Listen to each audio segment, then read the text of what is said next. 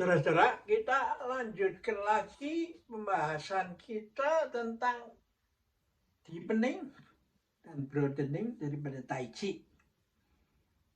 Karena semua ideologi itu begitu orang membawa ideologi dari pikiran sendiri, mau merubah orang lain, lalu setelah merubah disuruh memperdalam. Akhirnya ketika tidak ada usaha untuk broadening, memperluas, ya akhirnya menghasilkan manusia fanatik. Meskipun you belajar Tai Chi under the name, ya. Karena Tai Chi yang benar itu enggak selalu sepasang. Ketika sukses memikirkan bahaya, maka bahaya tidak akan datang. Ketika di atas berkunjung ke bawah, setangkep. Nah itu terjadi harmoni. Nah, biasanya yang terjadi ketika sukses, udah Belanda masih jauh, jangan berpikir tentang bahaya.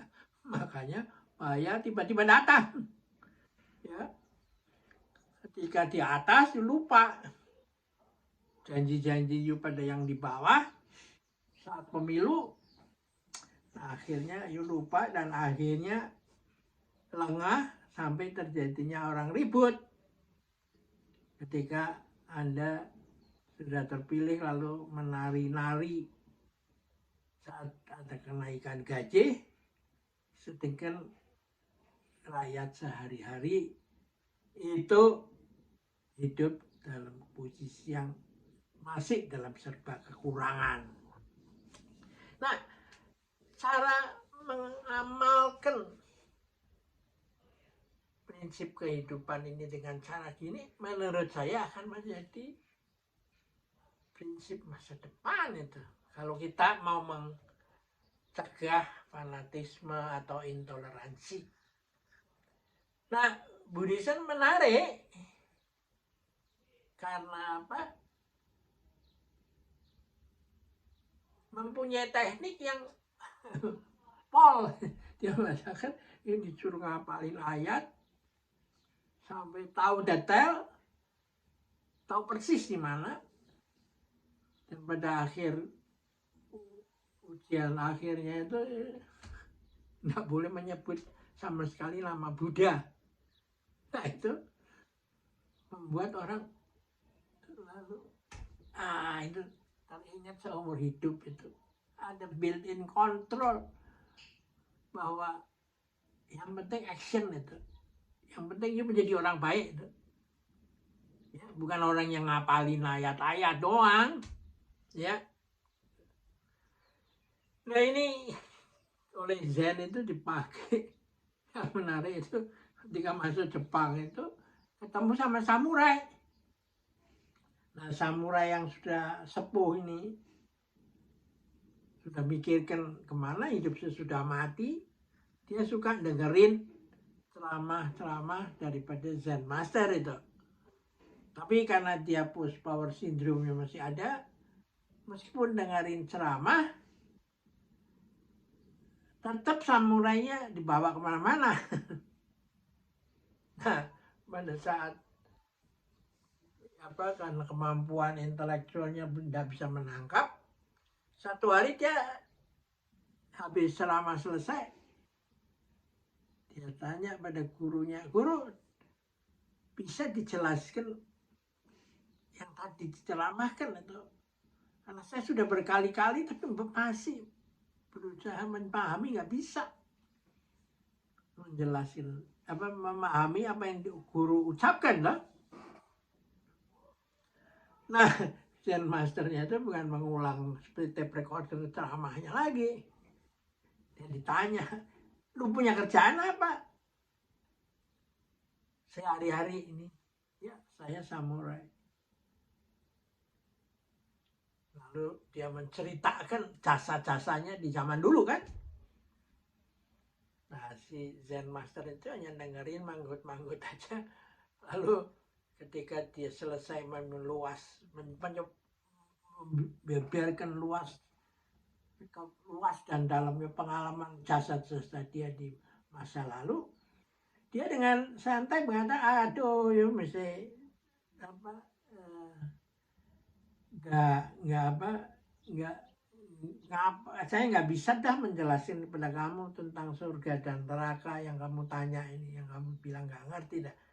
Karena buat seorang samurai yang kayak begini ya, bagaimana sih bisa mulai dengan filsafat atau teologi aja yang nyambung. Nah, si samurai itu tersinggung itu. Dan pergi dia masih emosional karena martabatnya diganggu, harga dirinya, lalu dia menarik pedangnya, set samurainya. Pada saat mulai menarik itu si guru, ini jalan neraka. Ya toh. Lalu si samurainya itu tersenyum. Balik kan itu, nah inilah jalan surga. Ya menurut saya ya nggak usah pindah menjadi Buddhis atau nggak usah pindah apa agama atau apa. Enggak, teknik ini kan kreativitas manusia dalam menerjemahkan agama kan. Ya kan? Mereka lebih mementingkan isi daripada kulit. Ya kan? Ya. Ketika dia melihat pentingnya pengikut, orang-orang Zen Master itu hanya ya penting, tapi you lihat belum itu di pernah makan di restoran yang terkenal nggak itu?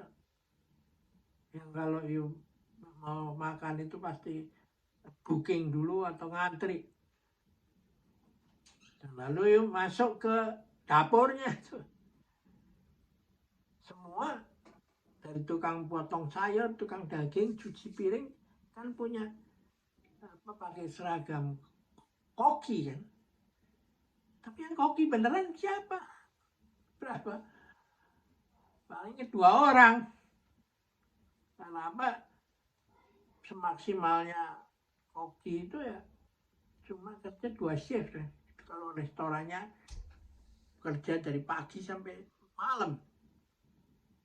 Tapi kalau restorannya normal aja, ya cukuplah 2 orang. Satu apa yang bertugas, satu yang serep itu kalau sampai dia berhalangan nggak bisa masuk atau apa, ada yang ganti ya, dan kualitas tidak berubah. Yang lain mah tukang teknis saja, tukang potong, tukang goreng, tukang apa, jaga kompor apa. Jadi tidak ada itu ilmu yang tidak bisa didapat hanya dengan apa merebut apa dengan menguasai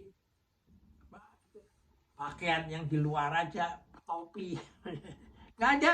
Jadi semua apapun yang mereka pelajari harus mendekatkan setangkap itu, deepening sama broadening.